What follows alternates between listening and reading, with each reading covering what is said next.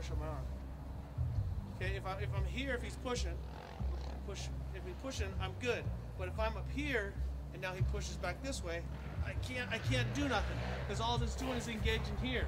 So what happens? You come into a corner like the downhill mammoth, boom, boom. You have one problem, your shoulders give out. Next thing you know, you gotta let off. So what happens is it scares you, then you start letting off sooner and sooner and sooner and sooner. So the object of what we're going to do right now is put you in a situation to make you feel uncomfortable. All right? It still makes me uncomfortable. It made Seb uncomfortable over in France. He ended up going down when we were working on it. And so don't worry about it. It's not like a jump or railing a corner. When it comes to losing your front wheel, you almost never get comfortable with it, but I think it's like caviar or coffee. You learn it's an acquired taste. But when it comes, and Sebastian could tell you, what would you say? Even national and world championship guys, only maybe the top 5 can run and lose their front wheel, wouldn't you say? Comfortable. Yeah, comfortable. 3? Yeah, 3. You said 3. Okay, but that's the thing. It doesn't get comfortable, never. Right, you come in and it's a sketchy feeling. But everybody, I watched everybody from the beginner to you're really comfortable with the rear wheel. Is losing the back wheel it's fun because it's real predictable. And you let off, and it comes back. Front brakes, when it goes, you're gone. Hello. So I am putting a lot of emphasis on this, but it's the key. It's what helped me the most, I think, in my racing was I had good body position and I was able to out-brake people. Because everything that you do, typically if you get a good run on somebody, you don't complete the pass till halfway down the straightaway or the last 10% and out-brake them. If you watch Bubba and Ricky last year, I mean, they go at it, they work, outside, boom. And it was whoever was able to take the position.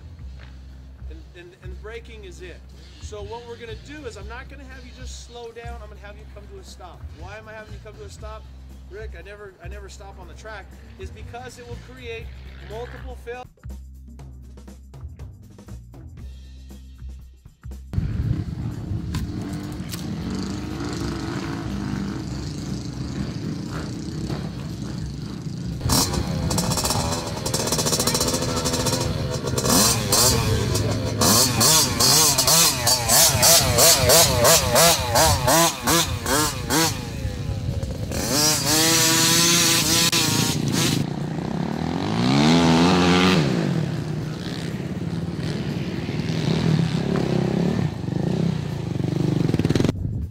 Situation, I want you to push yourself on your braking. So now break into 2 groups. We're going to have you go 80s and 250Fs, go 2nd gear, 450s, 1st gear.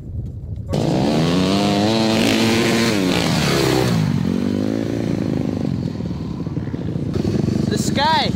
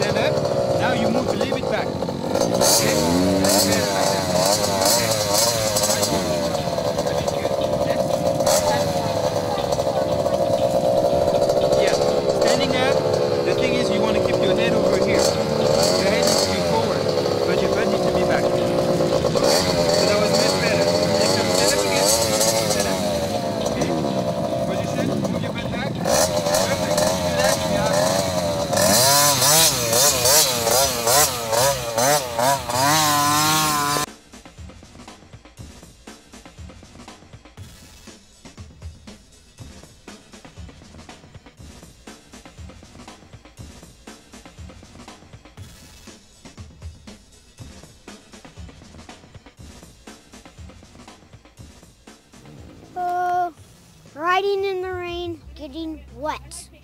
And you got to ride already? How was it? Kind of good, kind of bad. Why? What was good and what was bad? Well, the good part was when it wasn't raining and I had fun. What the bad part is once the second lap came and I got our freezing. We're going to go get Rick and Sebastian and Luke. Let's go. You're going to ask them, just say, hey, how's your day? What are you doing? You just give it to them. Just start talking to them. Hi, Rick. What's up, Chief?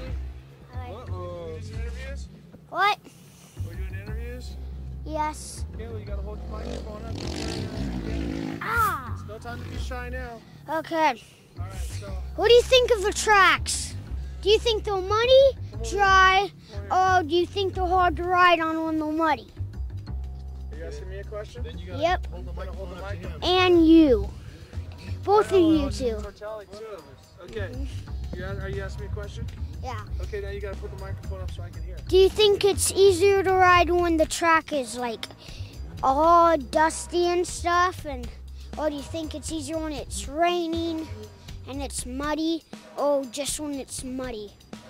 Okay, now you put up here so you can hear me. Put up to me. Well, there's a couple situations there. First is it's easiest to ride when it's hard and dry, but you also have the element where it's dusty and you can't see sometimes, so that makes it a little difficult. I like it when it rains and it's muddy because it barely ever does. You know, we never get to see mud and rain in California, so I like it when I can come out here and ride in the mud. But it makes it more difficult because you want to fall down, your bike wants to stall, and but it's not good to teach schools in the mud. It does. Okay, you can ask Sebastian. Okay, now what do you think about it? I think it says almost everything. I'm like, what can I say after that? It's just like, compared to Europe, the only thing is when it's rainy, it's cold. Here it's not cold. So I'm happy to ride here on the rain because at least you stay warm a little bit and you're not freezing. So this is like how you like the tracks, kind of? I like the tracks when they are very tacky. After the rain, when it dries up a little bit, Yeah. that's awesome. And then it's not so dusty, not so muddy. Yeah, and you get good throttle control. Yeah. That's very nice. And it's not when it's too dusty as you can't see, too muddy as you crash all the time. Yeah, exactly. Okay, ask him one more question, and then when you ask him the question, then you just give him the microphone. And then you have something to cover him up. What's another good question? What bike have you won the most championships on?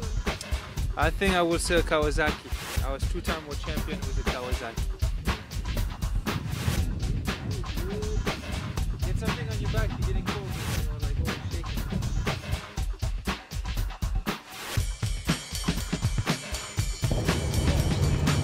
Rick's on the phone. There's Seb.